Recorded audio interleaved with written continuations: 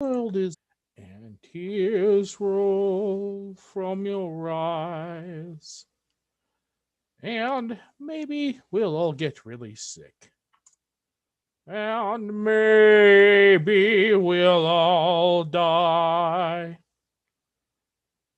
Okay, so here we go. We are live on YouTube, Instagram, TikTok, Twitch, Facebook, and anybody that wants to join in on the conversation and talk face to face, you can join on Zoom as well. So this week decided to kind of switch things up, do things a little bit differently. Those that were tuning in last week, you kind of got a crash course in some advanced astrology. Our friend Florence joined in on the conversation, was kind of going over my chart. This week, going into ghosts and demons is the topic that I wanted to be covering today, since we kind of cover a lot of ground as far as just like tarot and astrology and whatnot up until now. So, still waiting for some people to join in on the conversation. So far we have a whole. Okay, I guess we have a whole 0 people watching the stream right now. So, okay, I guess we have one person that has just joined in and watching the stream. So, yes, ghosts and demons. That's what we are going to be talking about today. And I'm hoping that we can get some good participation from the crowd, because I'd like to hear your guys' stories. Tell me a little bit about, like, have you ever had a paranormal encounter, or have you ever lived in a haunted house, or knew somebody that lived in a haunted house? How did that go? So that, or, if you want to go one further than that, would you say that you've ever encountered a demon, or do you have a family demon? It's like, I would like to know your guys' experiences with that as well. So please don't be shy. Join in on the conversation. So while we're waiting for people to join in here, I will just go ahead and kind of give a little bit of a breakdown as to just a few things that I've kind of come up with on my own as far as dealing with any kind of metaphysical entities. So I'd say the first thing that you got to ask yourself when you're encountering anything that's, I guess, not of this realm is this a benevolent or a malevolent entity? Now, the thing there is that, if we're just going entirely on mythology and all of the stories that we read throughout, like all kinds of religious texts, all kinds of mythologies about any kind of encounter with anything paranormal, angels, demons, gods, anything like that, there's usually one of two routes that things tend to go. So the first option is, and this is how you can tell that you're dealing with a malevolent entity. It's typified in, I guess the best example would be the Faustian contract. A malevolent entity, it's going to appear to you, and it's going to promise you the sun, moon, and stars, but there's always some sort of a quid pro quo attached. It's like it has a contract that it's going to want you to enter into, or a covenant that it wants you to enter into, and it's going to demand that you pay fealty to them and them alone. So now, if we're going to say, okay, well, what's a benevolent entity then? Now, a prime example of a benevolent entity would be like in the King Arthur mythos, the Lady of the Lake. Typically, this is an entity that it's going to appear, and it bestows the hero of the story with a certain kind of a gift, whether it's, the sword Excalibur or something else. It always comes with some sort of a call to action with that as well. It's these gifts are yours to be had, but these are the challenges that may arise if you so choose to step into this role. And typically what they'll do is they'll bestow a gift and a call to action, but there is no quid pro quo or anything attached to that. This is yours if you choose to accept it, if you wish to step into this role. So now here's the big thing that I throw at people with this. Now, when I say let's use those two criteria there for determining whether a metaphysical entity is malevolent or benevolent, say malevolent entity, quid pro quo. You're only going to get if there's a contract or a covenant involved. You have to pay fealty to that entity and that entity specifically. Now, who do you think is the worst offender on that list as far as malevolent entities out there?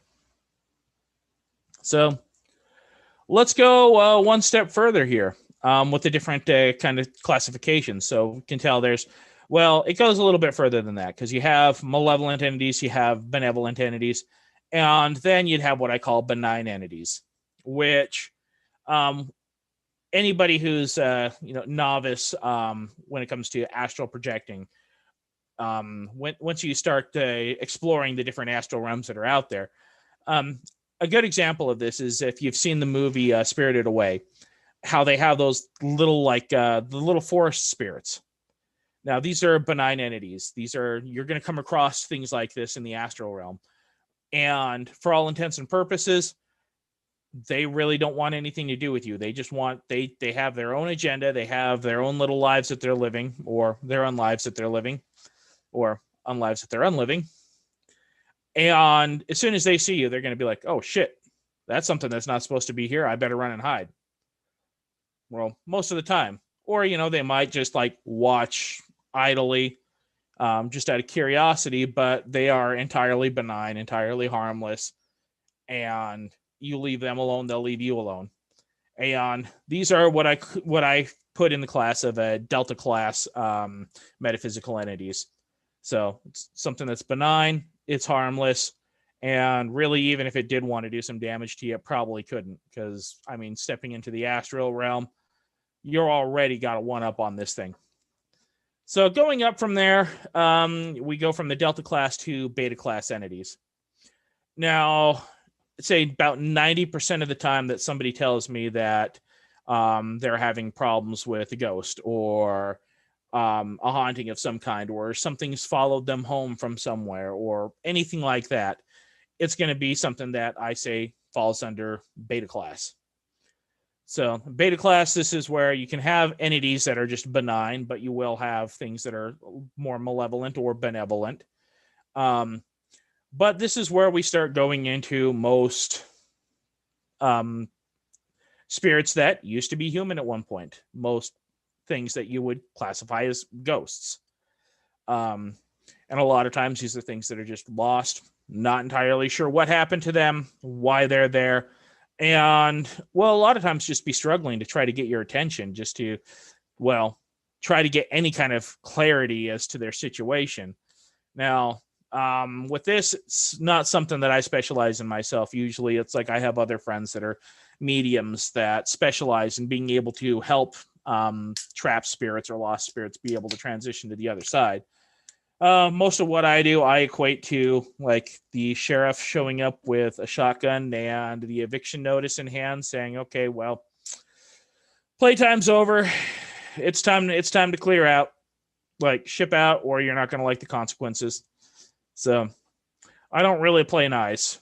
And so when a more soft approach is needed, then that's when I'm going to be reaching out to one of my medium friends. Yeah, pretty much everything that's going to be within that category, I would say, are either going to be astral entities that have, that have a little bit, that aren't quite as benign, something that, might be able to make some sort of an impact on you or attack you if you step out of line, or it is going to be an entity that was human but has passed on. Now, from there, we go into alpha class entities, and this is where things start to get a little bit more tricky. Now, alpha class entities, I would say, are usually things that have names associated with them. They're either, if they're spirits that have passed on, then they're either well-known ghosts with a history behind them, or it's going to be lower level demons or lower level angels. Once again, things that have a name to them, but don't necessarily have a whole lot of power behind them. Now, just being, human with our limited understanding, having to square off with something of this caliber can be a little bit tricky. So you really got to know what you're doing if you find yourself in this situation. Also, like elemental spirits would be another one that would fall under this category. So it's very much if you do happen to be in this kind of a situation, do not try to call it out. Do not try to challenge it. Make sure that you have a professional address the situation if it is a situation like it is in your house and you need to be rid of it. But otherwise, if you can just walk away and be unfazed, then just walk away. Do not try to challenge these things. So, and then from there, we go into what I would determine to be the Omega class entities, which these are, well, like God, or, by whatever name you want to call it. Like Elohim, Yahweh, Zeus, Odin, all of the major pantheons of different deities, Ganesha, Shiva, so on and so forth. And these are things that are, well, they have quite a lot of power behind them, but ultimately the amount of power that they have behind them is all based on the faith and the belief that's put behind them. Or if it's a more demonic entity, it's usually the amount of fear and notoriety behind the name that they're able to derive their power from. And then I have one class above that, which I call the Sigma class entities, which are, well, we gotta kind of come to grips with the fact that we are a tiny, tiny little speck of dust in the known universe. And this means that there's a great possibility that there are things out there that are completely unfathomable, like H.P. Lovecraft level beings of pure horror that are the size of entire galaxies, if not larger than that. So those I put in the class of what I call Sigma class entities, which are things that we as mortals will probably never encounter. So anyhow, so we've got, it's like there's Sin on Twitch joining us, saying hi. And then we got Florence joining us on Facebook saying hi. How's it going, guys?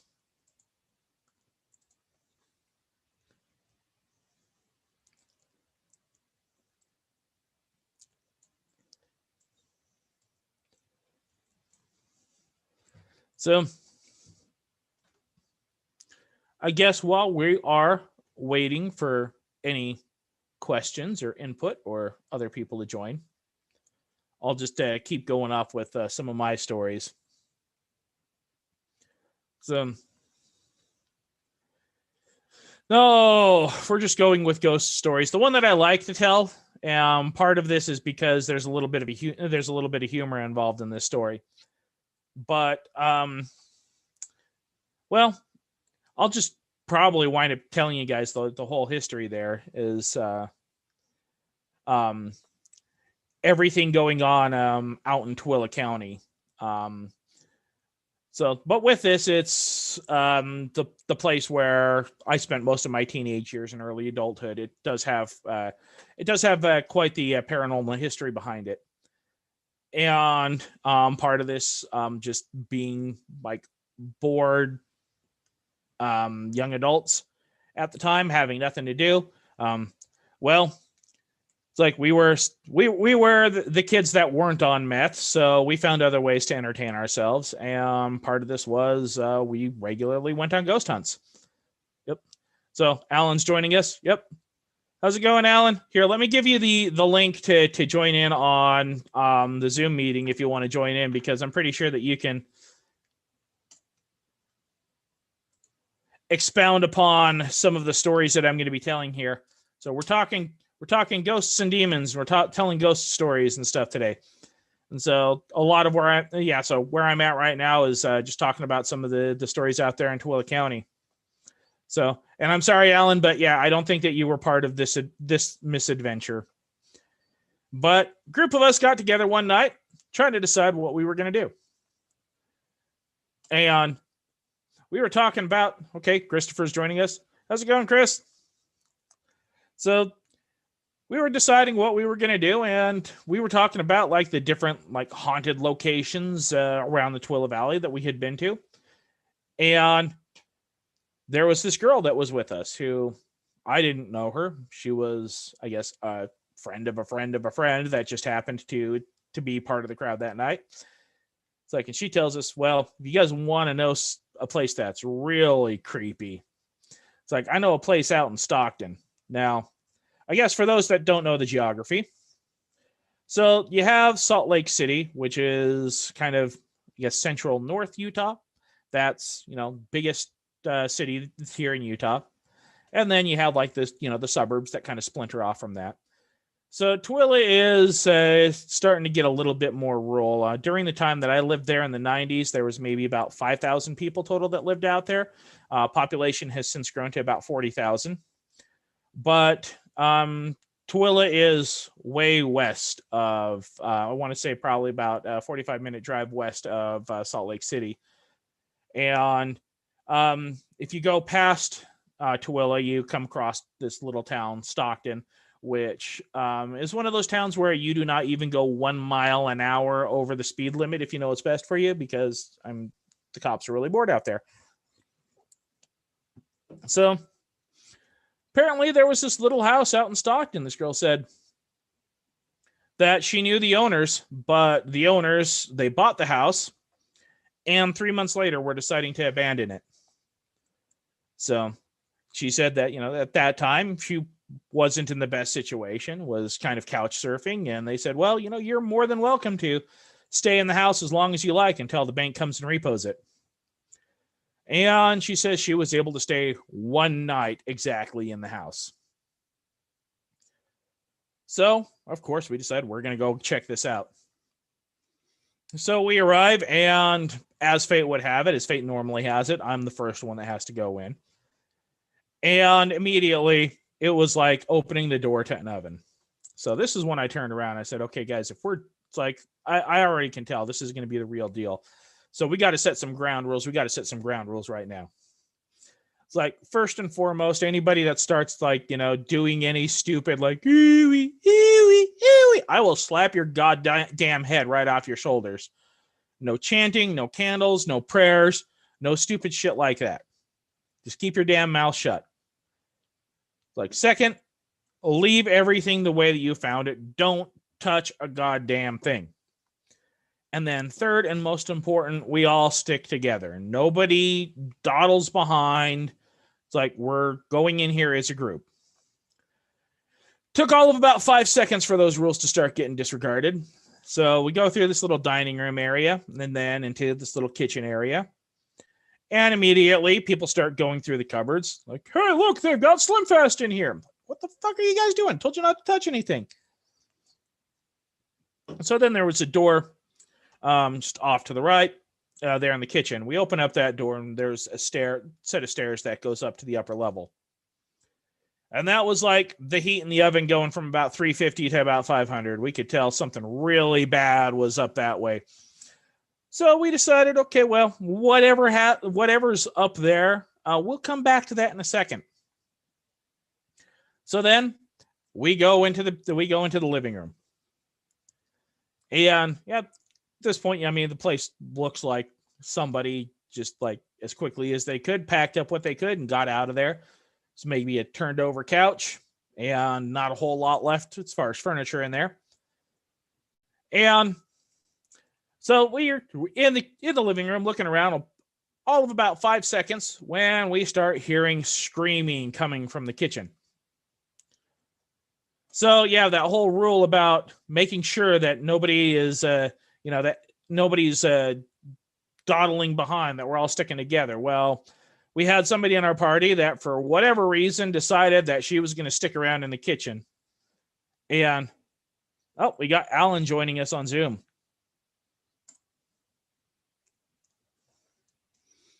So while we're waiting for him to figure out his camera and his microphone, just finish this story real quick. And so we go back into the kitchen and we see something has a clump of her hair like up here and is like tugging on her head. Well, no questions asked at that point. We all started screaming at that point. We all dove out that back door and we were diving through open windows into the car to get the hell out of there. And here I was just like screaming at her, like, what the hell were you doing? I told you not to like dawdle behind. She's like, oh my God, can you just leave me alone? I'm traumatized right now. I'm like, you wouldn't have been traumatized if you would have listened to me. So it's one of my random ghost stories anyway. So how about you guys? Any of you guys have like any good ghost stories to contribute?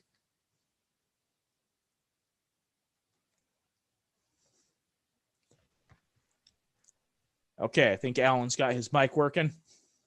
I believe I do. Do I? Yep, we can hear you. Oh, I'm sorry.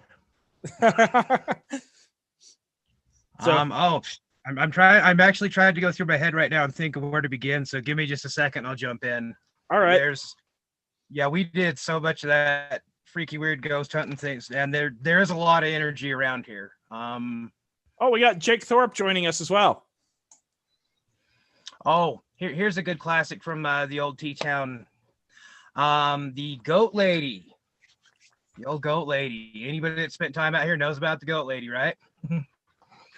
Okay, well, I know about the Goat Lady, but we got a few other people joining us that aren't familiar. So, yeah, please. I'll give a little. Tell us the story of the Goat Lady, Alan. Okay, and this is the best as I recollect it, but there is a I want to say it's Settlement Canyon, which you go head up that way. And as you get up off the paved road, you'll kick out into this little gulch, and there's an old abandoned cabin. I'm not sure the exact history. It said the mythos behind it is it's supposed to be an old trapper's canyon, but there was a lady that, as is standard, had just this mysterious, tragic death up there. Well, there also happens to be a mine shaft and no joking, guys, there's a ball field up there. At least there used to be. I'm not sure if it's still there or not. But as you go up there, you can't get a vehicle the last about, I don't know, it's not far. It's maybe 1,000 yards, if that.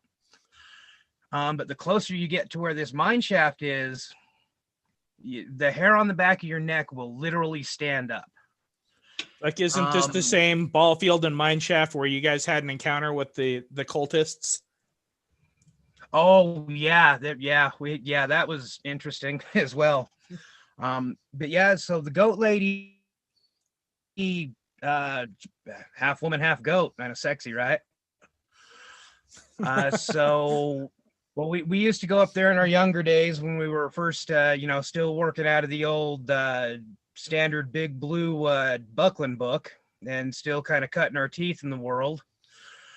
I remember we were up there, and I'm trying to remember how many. There's 4 or 5 of us up there. Oh, you want to hold on? Let me grab my. Yeah, people want to see you, Alan. I got a hat for just such these occasions. So. So then we also have Emily and Jake joining us on Zoom here as well. How's it going, guys? We're talking ghosts and demons tonight.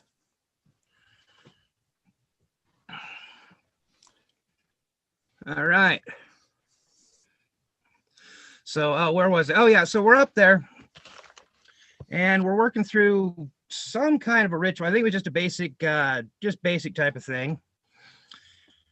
And one of the gals we're up there with, all of a sudden she gasps really loud, and she doesn't like crumple like a sack of potatoes. It looks like somebody walked up and shoved her pretty good. Well, we all kind of blew it off thinking, the energy's high. You're like, wow, it's crazy up here, but nobody's thinking anything. Well, she gets back up, and of course she's let me turn that light off behind me. Hold up. Damn. So she's past the point of like freaked out. She's just like almost catatonic. And, at first we're thinking, okay, just being dramatic. So we kind of sit her off to the side and we make sure she's okay and everything. And we get back to what we're doing. And then one of the guys that's with us, the same thing happens to him. And of course, at that point, I don't know if things change a little. Well, we get him back up and we're deciding to leave. We're at this point, we're like, okay, whether you guys are fooling around or whether something just happened, it's kind of done for the night. And we hit this trail and it's probably about midnight, 1 o'clock in the morning. Well, as we start into we get everything cleared out and we're hiking down this trail, and all of a sudden we start hearing this growling behind us, but it's not like a normal animal growl. I mean, this was, I still to this day don't even know how to explain what the sound is. I've heard it quite a few times. But our natural instinct, yeah, we start bolting for the cars. So we have two vehicles with us. I pile into my car. The people that are with me pile in. The other car piles into theirs, and we haul ass out of the canyon. Like we're done at this point. It's done. It's over. Well, we get down to there's the St. Marguerite's Catholic Church that's down as you come out of the canyon. Oh yeah. And we pull in there. And everybody's freaked out. Everybody's, hearts are racing. Everything's still really electric. Well, the dude that's driving the other car comes running up to my car and he's like, something attacked my car. I'm like, no, come on, dude. He's like, no. He goes, something attacked the car. There's 3 people in the other car and they're all insistent something or whatever attacked the car. Well, we get out and, we're looking, we're like, well, okay. We get to the back and there are claw marks. Now, at first we're trying to think, well, okay, you hit some brush on the way out or, stuff like that. But when you start looking at it, it's not that random pattern. These are 3 distinct marks and it's a couple of times hit the back of this vehicle. So needless to say, a couple of them, that was the entire end of their careers as far as anything ghost or mystic and magic related. And the rest of us, after a couple of days of thinking about it, well, we went back up and figured if there's something up there like that, why not poke it with a stick? That's probably my first. Yeah, that was my first major like goat lady encounter. And then we actually ran into one of the old weird hippie pagan wiki chicks that were around town, and that's when we first heard the legend. She's like, oh, you were attacked by the goat lady. So that's about mine. I guess the goat lady has the ability to be able to scratch up somebody's car. Would you say that it's a spirit, or would you say that it's like maybe a cryptid of some kind? I'm not really sure. We've gone up and explored it various times in both capacities. So we went back up and one time we were up there, we actually had we had like the older kids with us. We're like 14, 15 years old. And we got some of the people that have been doing this a while. And things started kind of going screwy again. And this one dude, I'm not sure what exact it was, except for I know it was a protection circle. He just starts doing his thing, and then all of a sudden it went from this electric, like you're on the verge of panic, to everything just calms down. And then kind of once we caught our breath, as soon as you step out of this circle area that he did, everything, you go from this nice, peaceful, calm, everything's all right, to just this chaotic energy. Like just, it's kind of a mix of panic and pure hatred that you get hit with. And then in the capacity of going up there, like, say if you were looking for like a Mothman or a Bigfoot, we really didn't feel anything.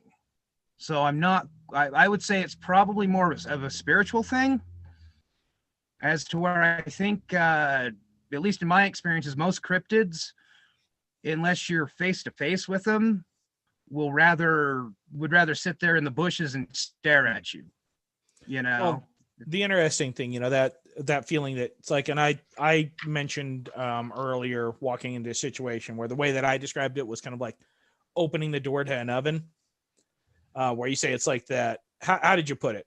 Like the panic and hatred. Yeah. Well, and the funny thing is the way that you describe that. It's like other people that I know that have had various cryptid encounters, whether it's a cryptid encounter or like something supernatural. It's that same kind of psychological response, that just being like almost paralyzed with that. Yeah. So I guess, whatever is happening there, whether it's, a spirit or whether it's a cryptid, it seems to have the same kind of a psychological effect on us.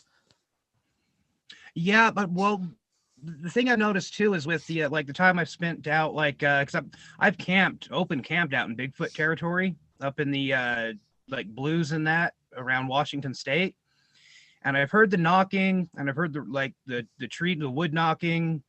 I've heard some of the different noises, and the first couple of times you hear it, yeah, you have that same kind of panic response, but then after a couple times, you're just like, oh, cool, might be a Sasquatch, might be some drunk rednecks, you know what I mean?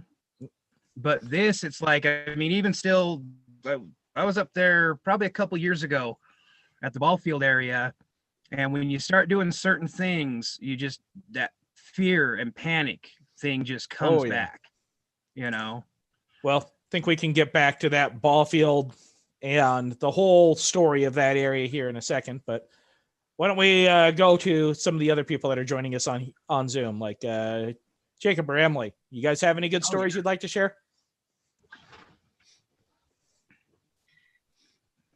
I don't know that I have a good story, but I do have a story I could share that I believe to be like a supernatural ghost related experience, coming from,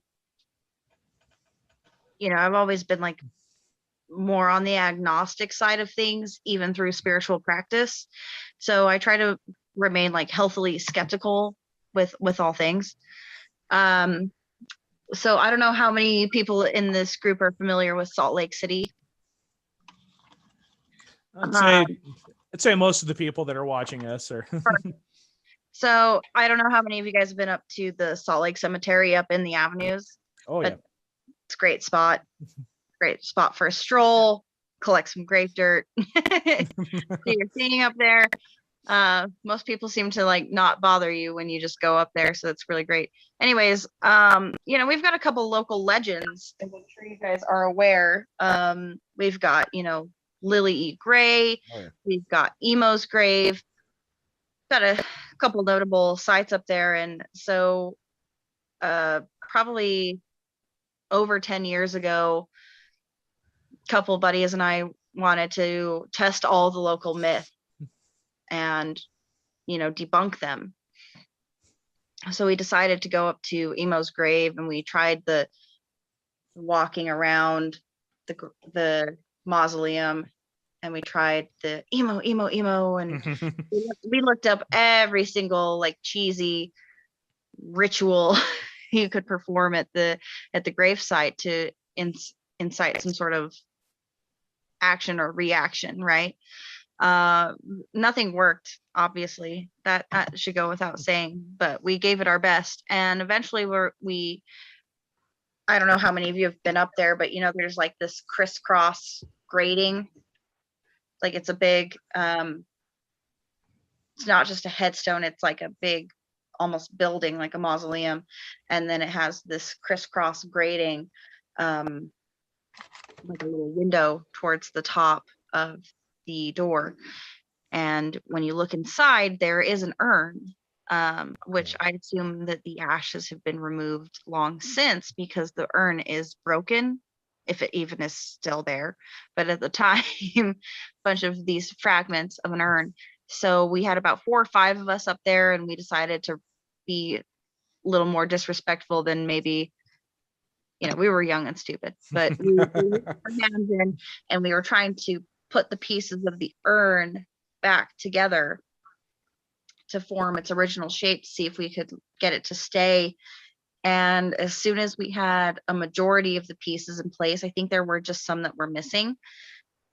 All of us pulled our hands out very, very quickly and felt the closest sensation would be like if an electric current and a bee sting could have a baby and send that jolting from your fingertips all the way up, like into your neck, into your jaw.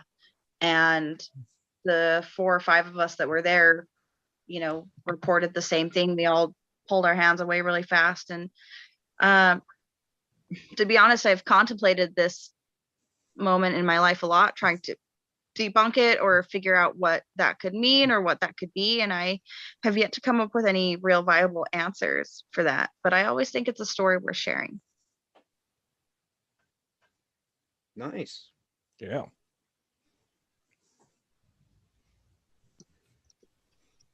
And that's one of those. I've heard you said that was at emo, right? Yeah, the Moritz grave.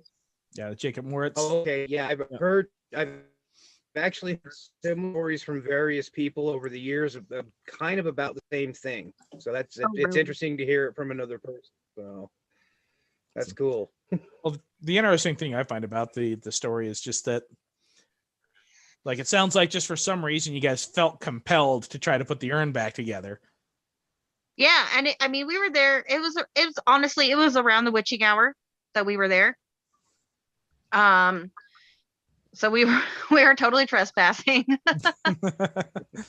And the point of us even being there, honestly, was we were a group of mixed belief people, anywhere from Wiccan, Buddhist, Christian, atheist, agnostic, skeptic, and we were just trying to go out there and see if anybody had similar experiences about voices or feeling drawn to a certain area. And the one thing we all agreed on was, let's put this urn back together. What do you think, Alan?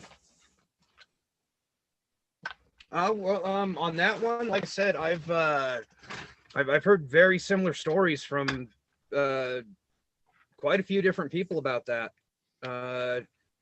I've been in the area. I've never had that experience. I've had some like creepy experiences, but nothing I'd put into anything that might just be more than, sometimes if you get in the right environment, you get too into your own head. So, I've trespassed myself in the Salt Lake Cemetery, but it was more a romantic thing. So,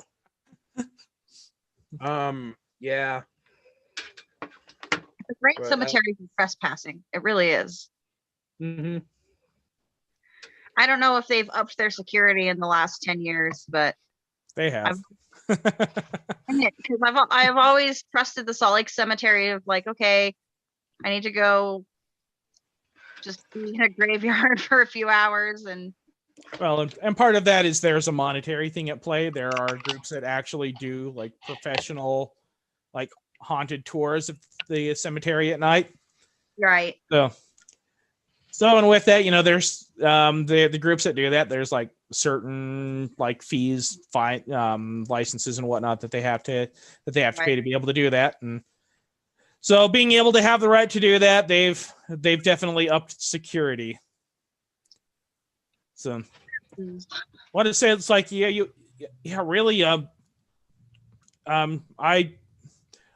like all of us have probably like trespassed in a graveyard at night at some point, but I'd say any of the major ones here in Salt Lake, well, anymore, it's not so, yeah, it used to be back in the day, they would just like, have a little talking to you and like kick you out. But no, anymore now, the big thing is that they want to make it hurt. So they're not going to throw you in jail or anything like that, but they will fine your ass. I wonder how much that fine is, because I'm the kind of like chaotic neutral that's like, is it worth it? Like, if I'm part of the Thieves Guild, can I just go break a law and then pay the fine and call it good? Depending on which cemetery, I've heard some people getting fines up to $700. So yeah. Oof. Ooh, It's like, although I'd say my personal favorite as far as the cemeteries go, especially at night. But once again, it's also don't get caught there at night. yeah. Is the Mount Olivet Cemetery. That's where like all of the old general authorities and all the old like master masons were buried. So Yeah. that's where all of the mausoleums are, and they actually have like a deer in that cemetery that have become accustomed to people being there constantly. So those deer will pretty much walk right up to you. That's pretty amazing. I actually have not had the opportunity to visit that cemetery, but it is on my list. So I would definitely recommend checking that one out. I'd say just like overall aesthetics or whatnot, that's my favorite cemetery. But I'd say as far as like cemeteries that you're going to be creeping around in the middle of the night, then that's when you do things like what we did this past weekend. That was the Merker Cemetery. Yeah, Merker. So yeah, we had just a small group of us. Like one of my friends that joined us, she's actually a professional ghost hunter, and brought some of her equipment. Didn't really find anything per se, but had that feeling of, yeah, there's definitely something out there, like along the tree line that's watching us. Right. Also, I have to say, Alan, I meant to unmute myself earlier. I do really like that hat. Well, thank you. I do get a lot of compliments on it. So, Well, I can imagine why. It's fabulous. well, thank you. It's like he makes them himself. So Ooh, even better.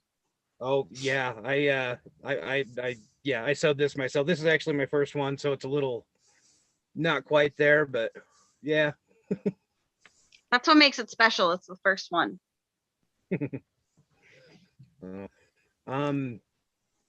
Yeah, Jeff, I should have known you guys remember I was just a few canyons over. So I had to pack my gear up and hiked over to you guys.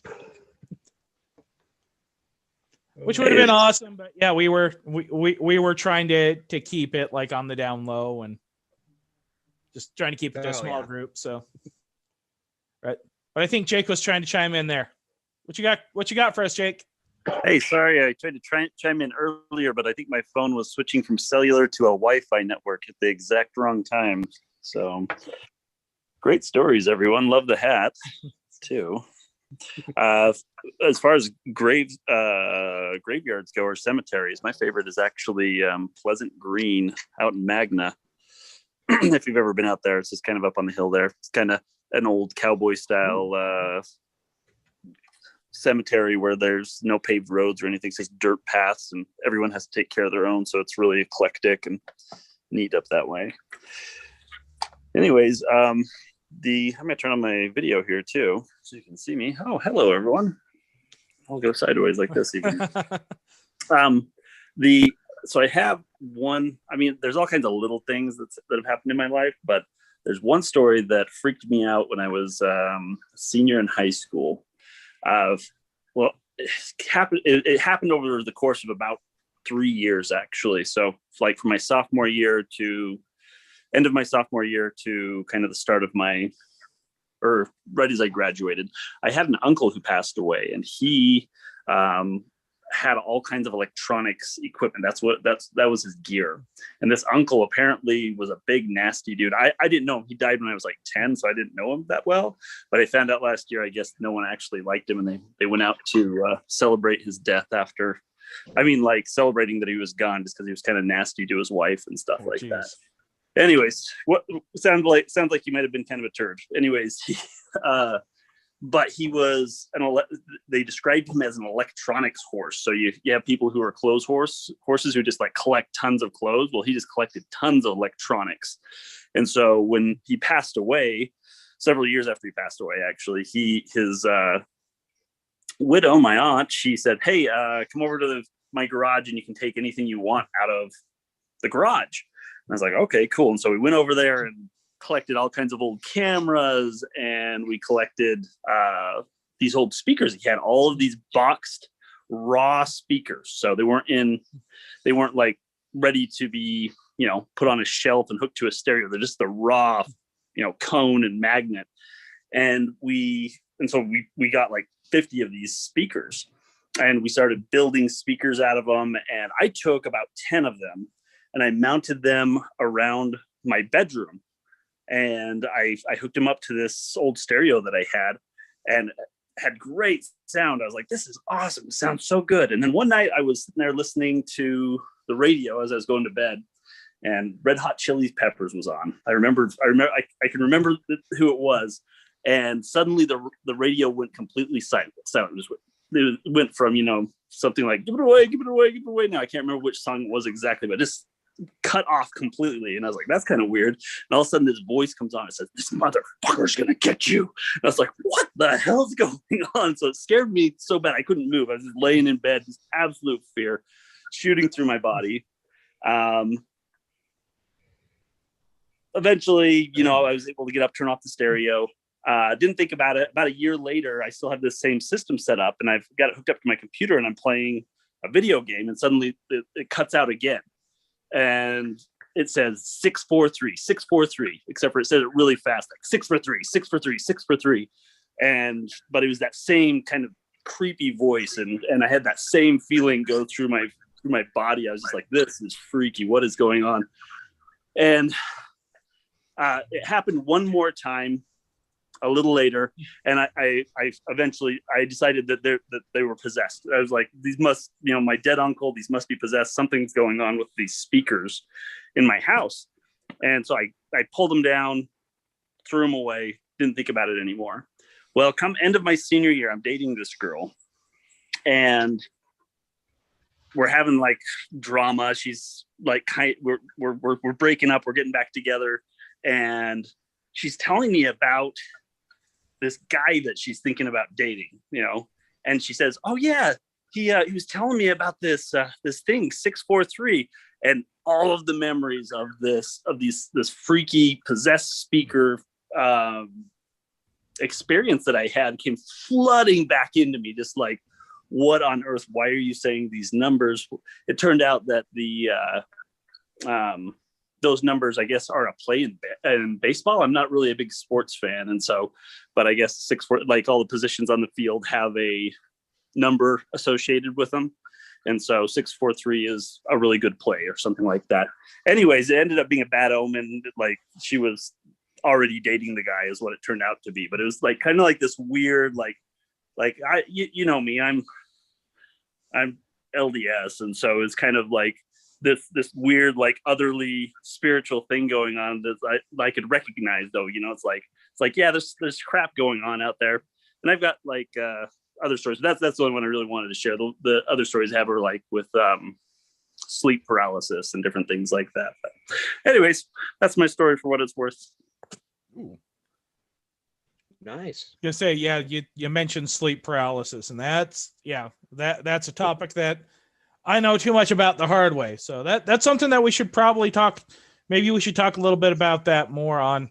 Well, I think we've got about a little more than 10 minutes left in this episode. So I think next we'll probably continue the same conversation next episode. But then going from there, I think we need to go into like sleep paralysis and in general, what I call the weirdness. And people that have the weirdness, that's usually like the first sign is that they've had sleep paralysis from a very young age. Yeah, definitely some of the most scary experiences of my life, sleep paralysis. It's like, well, usually the story is it starts with sleep paralysis, and then eventually from sleep paralysis, it goes into lucid dreaming, and then from lucid dreaming, eventually astral projection, so on and so forth. There's other things that come along with it. Usually, like anybody that has the quote unquote weirdness, for lack of a better term, it's like they're usually going to be diagnosed with some sort of ADHD, mood disorders, depression, anxiety, bipolar, BPD, things of that nature. There's usually some form of synesthesia that goes along with it as well, some sort of like extrasensory thing. Like in my case, I see sounds. So, and then from that, there's usually some deep empathic abilities that come along with it. Some people that are like really far along in their journal are actually like full on clairvoyant. So,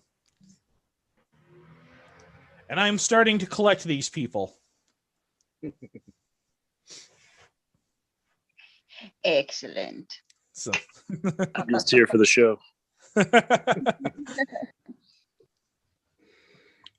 so yeah, I think we definitely need to dive into that at a later time. But yeah, I think we're going to be on this like ghosts and demons thing for a little bit, especially talking about like all the weirdness about like the Tooele Valley, and because they have three places just right off the top of my head within the Tooele Valley that have been on shows like the Ghost Adventurers and Sightings and whatnot. So you've got the old hospital, which is the Asylum 49 haunted house.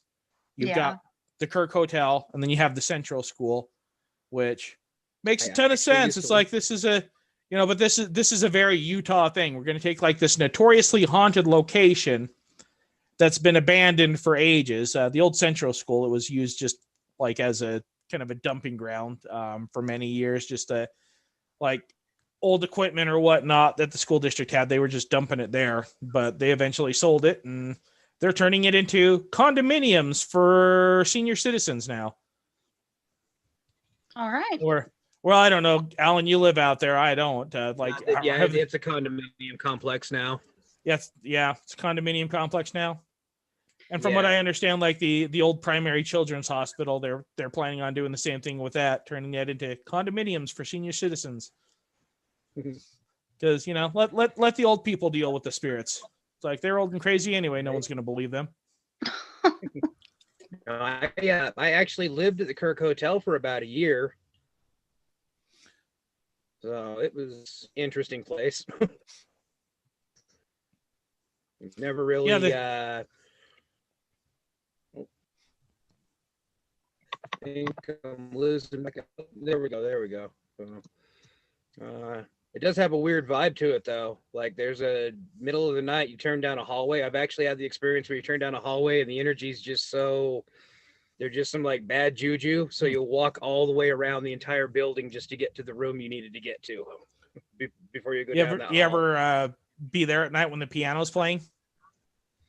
That's actually not a piano. That's one of those wet bars that looks like a piano. So when the piano, I've heard the piano playing.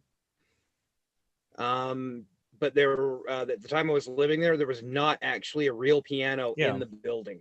Yeah, they took the piano and they turned it into a bar. And part of that was because of like the complaints that they were getting from everybody saying that, they could hear somebody playing the piano in the middle of the night.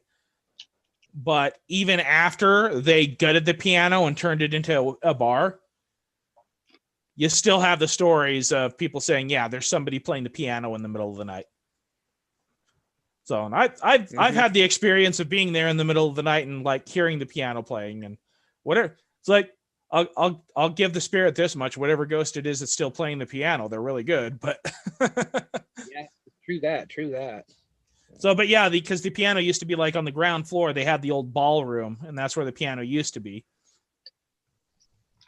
So, but yeah, it's the Kirk Hotel's an interesting place. It's been ages since I've been there, but like back in the day, it was very much they turned it into apartments, and it was the kind of place where it's like, they're not going to do a background check. They're not going to do a credit check. Just as long as you pay your rent, like in cash each month when rent is due, then they're not going to ask any questions. But like if you happen to be a little bit late with the rent, they might send somebody by with a crowbar to give you a reminder.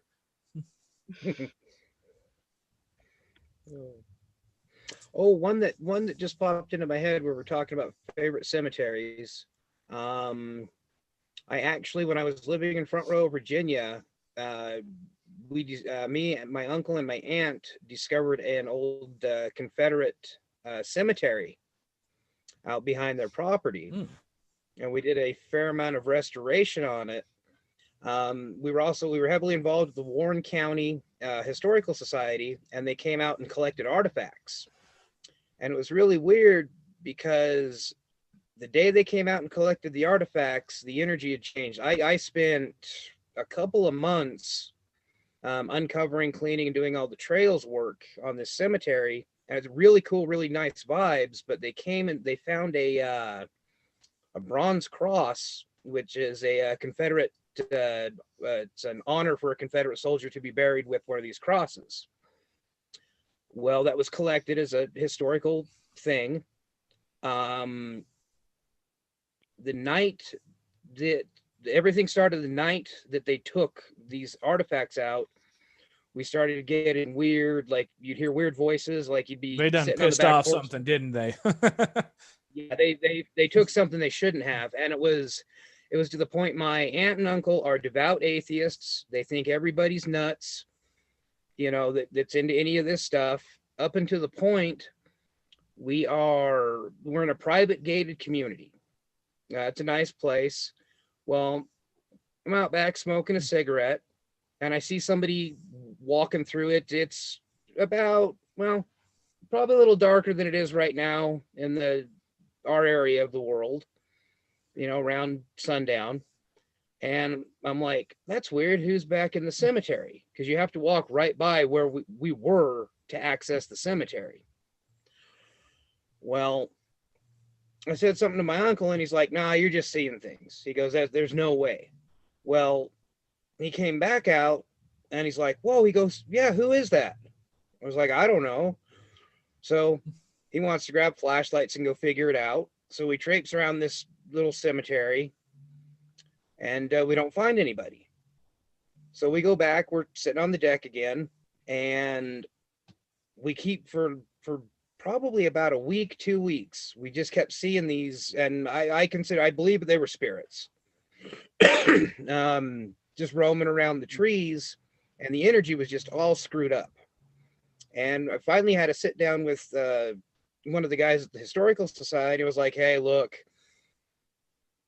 you guys need to return these because it's gone weird out there.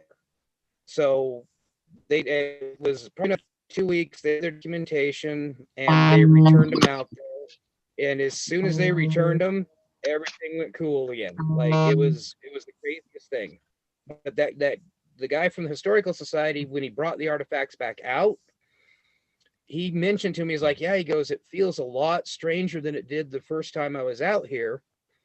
And as soon as he started pulling artifacts out of the bags and replacing them as close to their original positions as possible, it's like this dark, ominous fog lifted, and everything was just kind of okay after that. So not really anything too intense, but probably, of course, that's probably my favorite cemetery. So yeah. But, So, and I guess just like a little professional, like wizardly advice, like anytime that you're going into a cemetery or anything like that, or anytime you're going anywhere where there might be something spiritual and you're planning on taking something, always make sure to leave an offering in exchange. So, especially like if you're collecting graveyard dirt, like I definitely recommend if you're gonna take graveyard dirt, leave something in exchange. Yep. So, although art like World War II Confederate artifacts on the other, I can't think of, unless you're like, like full on doing like a goat sacrifice or something like that, I can't think of something that you could leave in exchange that's not going to piss those spirits off. mm-hmm. So, I mean, despite what side of the war they were on, that is a symbol of honor and a symbol of being put to rest. yep, And exactly. a symbol of passing the veil. So I feel like, yeah, that's pretty heavy to think so crucial to someone's resting place and to put it on display. Yeah, you're definitely going to see something come of that. Well, we are just about out of time for tonight, guys. But so I definitely appreciate you guys jumping in, joining in on the conversation. So we do this every Wednesday from 7 to 8 p.m. So I think next week we're going to continue on the same conversation, although we're talking like ghosts and demons. I'm hoping next week to get a little bit deeper into actual demon shit. All right. Um, Thank you. if- Thank if Signing off. All righty. Cool. All right. So hopefully we'll see you guys all next week. Bye. Yeah, hey Jeff, All if right. I can make it, if I remember to make it next week, Jeff, I actually have a skinwalker encounter. I'll tell you. About. Oh, So, this is getting fun. All righty. yeah, All righty. Well, I'll be sure to send you the link to the Zoom thing for next week. cool. So All I righty. gotta figure out, get out of here. Oh, there's a button that says leave. Cool. All right. So, yep, once again, we do this every Wednesday from 7 to 8 p.m. Mountain Time. And we stream on YouTube, Instagram, TikTok, Twitch, and Facebook. But if you actually want to participate in the conversation face to face, we also do this through Zoom as well. So anybody is welcome to jump in on the Zoom meeting and put in their 2 cents as well. So, all right, till next week, signing off.